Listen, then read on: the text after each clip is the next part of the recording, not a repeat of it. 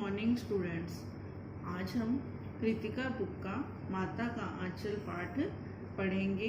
आज मैं उसका आपको सार बताने जा रही हूँ। प्रस्तुत पाठ माता का आंचल शिव पूजन सहाय के प्रसिद्ध उपन्यास देहाती दुनिया से संकलित है।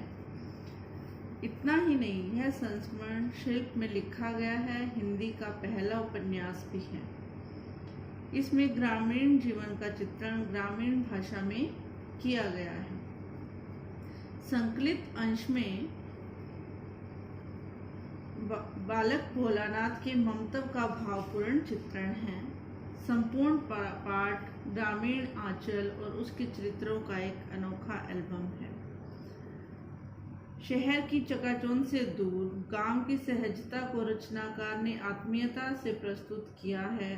यहाँ बाल मनोभावों की अभिव्यक्ति करते करते लेखक ने तत्कालीन समाज के पारिवारिक परिवेश का चित्र भी साकार कर दिया है। अब पाठ का सार क्या है इस पाठ में कि वही बताऊंगी। समरी: पिता के मस्त व्यक्तित्व का संकेत। पॉइंट्स बने हुए हैं इसमें। सबसे पहले पिता के मस्त व्यक्तित्व के संकेत के बारे में बताया गया है कि भोलानाथ के पिता का व्यक्तित्व कैसा था।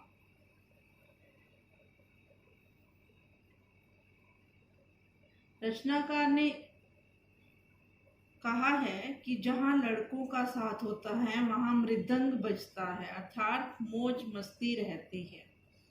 और जहां वृद्धजनों का संग रहता है वहां खर्चे के लिए हमेशा हाथ तंग बना रहता है। किंतु यहाँ जो है पिता का साथ भी लड़कों के साथ मस्तीपूर्ण था। अब पिता से अत्यधिक लगाव। भोलानाथ का अपने पिता से बहुत अधिक लगाव था। पिता प्रतिदिन जल्दी उठकर नहा धोकर पूजा करने बैठ जाते थे और अपने पिता से अत्यधिक प्रेम करते थे। माँ से केवल दूध पीने तक का ही संबंध था। पिता के साथ बैठक में ही सोया करते थे। वो पिता ही उसे उठाते, नहलाते, साथ में पूजा पर बिठा लेते थे। भोलानाथ का परिचय। पिताजी बड़े प्यार से लेखक को भोलानाथ कहते, जबकि उनका वास्तविक नाम तारकेश्वर नाथ था। भोलानाथ पिता को बाबूजी और माता को मैया कहकर संबोधित करते थे। अब नेक्स्ट पॉइंट: पिता के साथ भोलानाथ का गंगा के किनारे मछलियों को आटे की गोलियां खिलाने के लिए जाना। जब बाबूजी रामायण पाठ कर लेते तो भोलानाथ आईने में अपना चेहरा देखा करते। पूजा पाठ करने के बाद बाबूजी राम राम लिखने लगते। अपनी एक रामनामा वही पर 1000 बार नाम लिखकर वह उसे पाठ की पोथी के साथ बांधकर रखते थे। 500 बार कागज के छोटे छोटे टुकड़ों पर राम नाम लिखकर आटे की गोलियों में लपेटते और उन गोलियों को लेकर गंगा जी की ओर चल पड़ते थे। भोलानाथ भी उनके कंधों पर बैठे रहते। जब वह गंगा में एक एक करके आटे की गोलियां फेंककर मछलियों को खिलाने लगते तब खूब आनंद आता। नेक्स्ट पॉइंट: भोलानाथ के प्रति मैया का स्नेह। उनके साथ हंसते हंसते जब भोलानाथ घर आते तब साथ ही चौके पर खाना खाने बैठते। बाबूजी अपने हाथ से फूल के एक कटोरे में गोरस और भात मिलाकर खाते थे। फूल एक धातु का नाम है। जिस तरह से तांबा, कांसा, सोना, चांदी होते हैं ना, इस तरह से ही। जब भोलानाथ का पेट भर जाता तो मैया थोड़ा और खिलाने के लिए जिद करती। मैया भी खुद और खिलाने बैठ जाती। खाना खाने के बाद रस्सी में बंधा हुआ काठ का घोड़ा लेकर बाहर गली में निकल जाते। माँ, नेक्स्ट पॉइंट है माँ का भोलानाथ को बलपूर्वक सजाना संवारना। जब भोलानाथ को अचानक माँ पकड़ लेती तब वे उनके सिर में सरसों का तेल डाल देती। अभी नाभि और लीलार में काजल की बिंदी लगा चोटी गूंथ देती। उसमें फूलदार लट्टू बांधकर कुर्ता टोपी पहना देती और भोलानाथ पूरे कन्हैया बनकर रोते सिसकते बाबूजी की गोद में बाहर आते थे। बाहर आते ही मित्रों का झुंड प्रतीक्षा करता हुआ मिलता और बाबूजी की गोद से उतरकर भोलानाथ लड़कों के झुंड में शामिल हो जाते। भोलानाथ के विभिन्न खेल तमाशे। इसमें क्या है कि भोलानाथ कौन कौन से खेल खेलते थे। तमाशे भी तरह तरह के। चबूतरे पर मिठाई की दुकान लगाते जिसमें ढेले के लड्डू, पत्तों की पूरी कचौरियाँ होती, गीली मिट्टी की जलेबियाँ होती। थोड़ी देर में मिठाई की दुकान हटाकर घरौंदा बनाने लगते। घरौंदा मतलब घर बनाना मिट्टी से। कभी कभी बारात का जुलूस भी निकालते। बारात में कनस्तर का तंबूरा होता। आम के उगते पौधे को घिसकर शहनाई बनाई जाती। झूठ मूठ खेती करने का भी नाटक होता।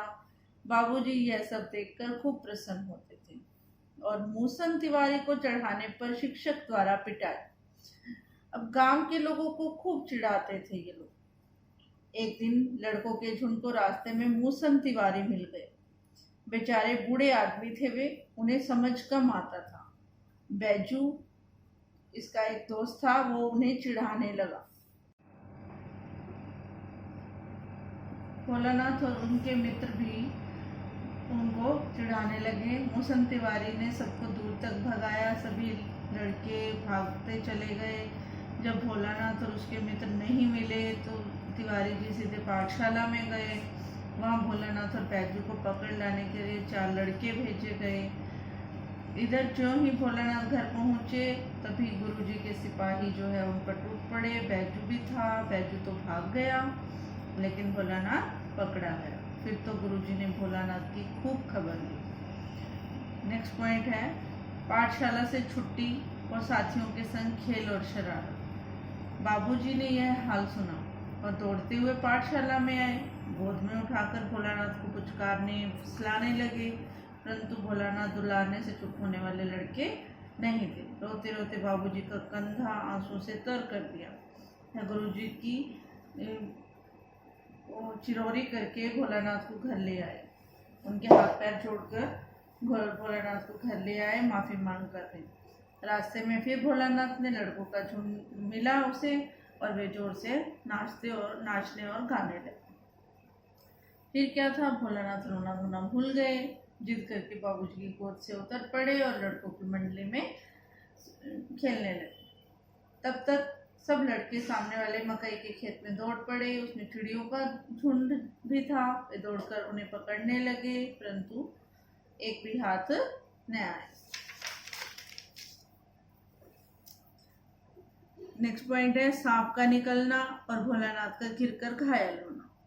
एक टीले पर जाकर भोलानाथ और उनके मित्र चूहों के बिल में पानी डालने लगे। नीचे से ऊपर पानी फेंकना था, सब थक गए। तब तक गणेश जी के जुए की रक्षा के लिए शिव जी का सांप निकल आया। रोते चिल्लाते भोलानाथ और उसके मित्र भागे। कोई औंधा गिरा तो कोई किसी तरह गिरा।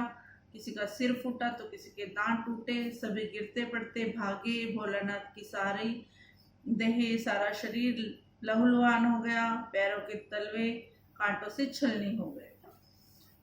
नेक्स्ट पॉइंट डर कर माँ की शरण में जाना। भोलानाथ एक सुर से दौड़े हुए आए और घर में घुस गए। उस समय बाबूजी भी बैठक के बरामदे में हुक्का गुड़गुड़ा रहे थे। उन्होंने भोलानाथ को बहुत पुकारा, लेकिन उनकी अनसुनी करके वे दौड़ते हुए माता के पास चले गए और जाकर माँ की गोद में शरण ली। भोलानाथ को भयभीत देखकर माँ का रो पड़ना। माँ जो है चावल साफ कर रही थी। भोलानाथ उसी के आंचल में छिप गए। भोलानाथ को डर से कांपते देखकर माँ भी जोर से रो पड़ी और सब काम छोड़ बैठी। अधीर होकर भोलानाथ से भय का कारण पूछने लगी। नेक्स्ट पॉइंट भोलानाथ का उपचार और सांत्वना।